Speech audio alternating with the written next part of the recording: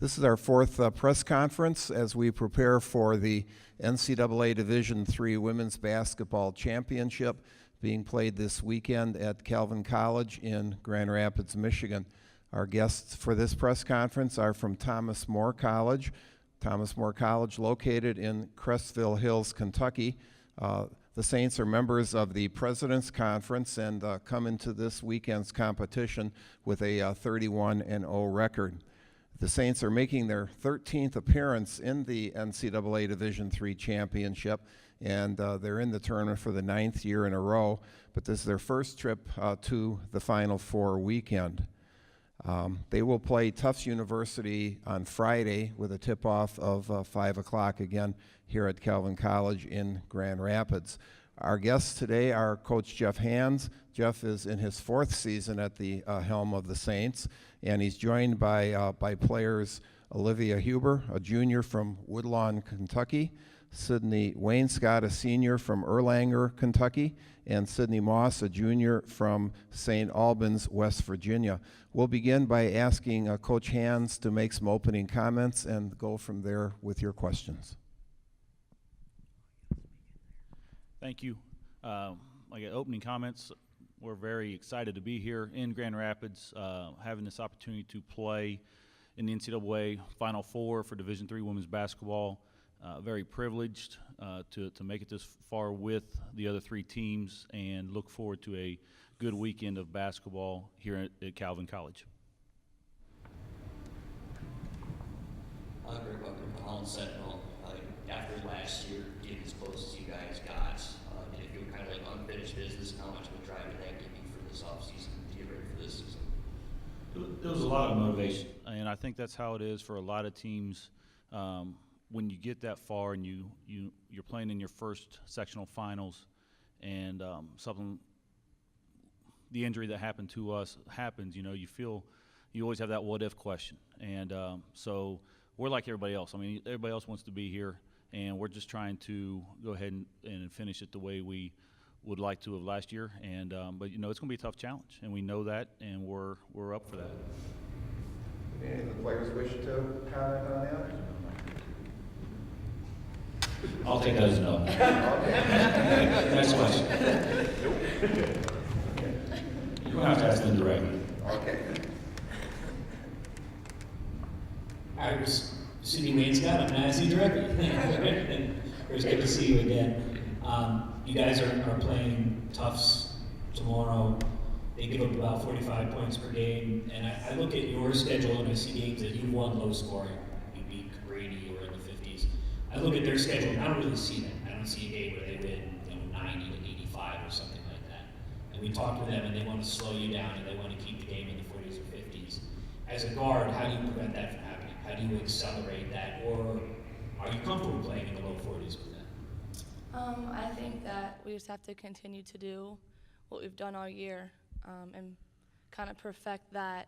I think if we focus on our game rather than what they're trying to do to us, and then we'll be fine. So just focus on what we've been doing all year, and I don't think it should be too much of a worry. Can I answer that one? Okay. Yeah, and that's, with the scouting and the watching the film, that's how St. Thomas was last Saturday. They were very similar. They'd only given up 70 points one time all year and scored 81 to win that game. Tufts is very similar with that part of it, and we're okay doing either one, but yes, we want to try to speed it. We want to do the opposite. We want to speed it up, and that's going to be with our offensive transition, starting from our defense. Trying to get stops, because everybody knows it's easier to run when you can rebound and go. And that's what we did last week in the second half, and that's what we're going to have to do for 40 minutes. It can't be 20 minutes tomorrow night.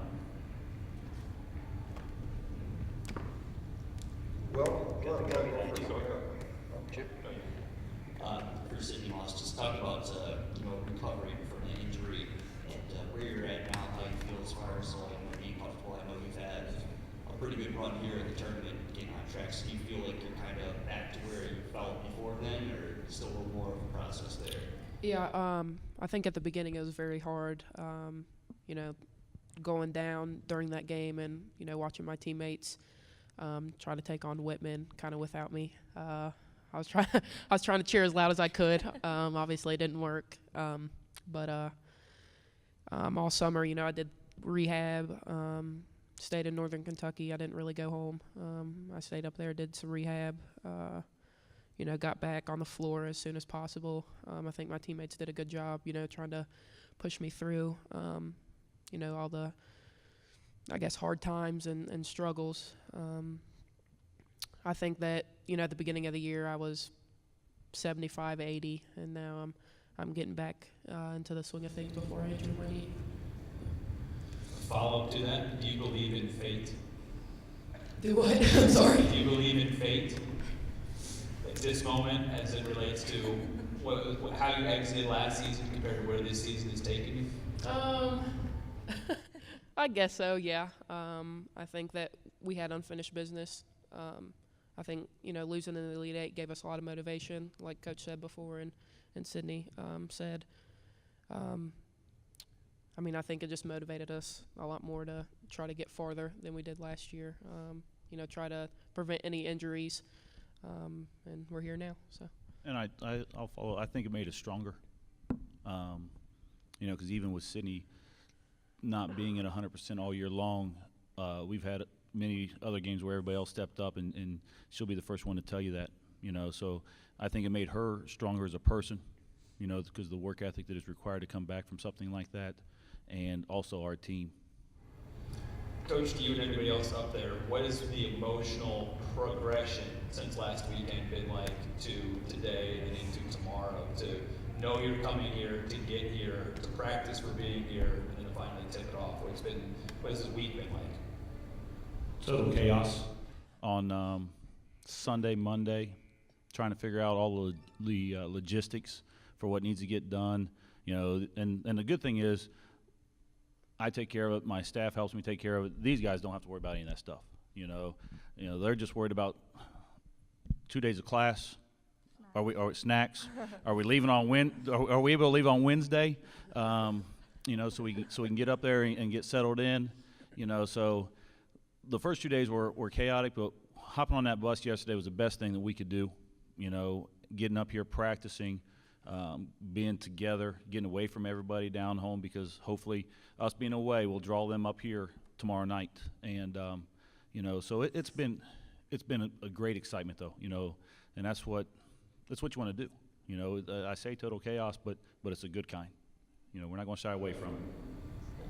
Obviously, there's experience up here, but it's been well documented how different this team is as well from the team last year in the postseason. Coach, to you, what has the season been like to take the next step with some familiar faces, but also in assembling a team that has gone farther than any other team prior has?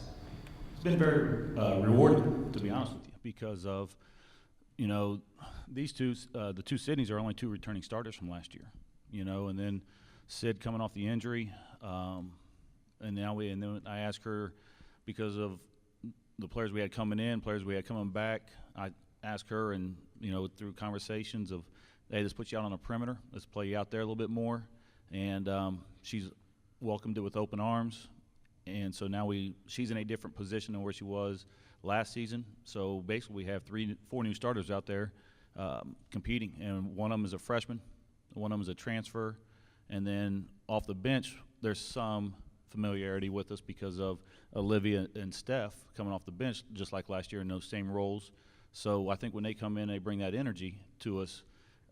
It's nice to see those faces where they were. And then we bring in that leadership with those two, a freshman post player, Nikki Kiernan, a sophomore post player, Kirsten Paul, that her season last year was cut short because of injuries also. So we got a bunch of new people, but we have the experience with it. So it's been a good journey. And, we're just hoping to see what we can do up here with this in the next couple days.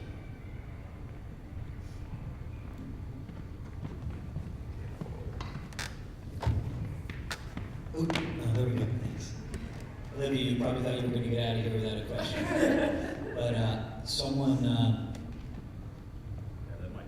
there we go. He's going to strangle break here.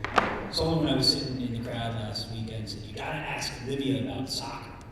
So I looked, and I saw that you were a superstar for soccer. You were on the team that went to the sectional tournament.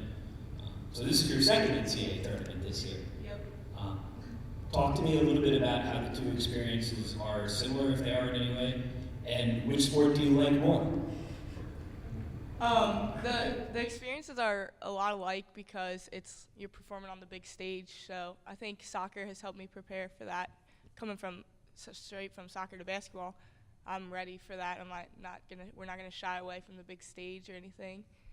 And then I like the people on basketball much better. We get along much better, and it's just more fun environment that we're in. So. Yeah. No, but it's just a great experience all around for being able to play both sports in college is incredible. So it's a great experience. I'm looking forward to this weekend. Coach, have you had other two-sport athletes are not uncommon at the Division III level with people who are excellent in both and have deep tournament runs in both. That is kind of unusual. Have you had that before here?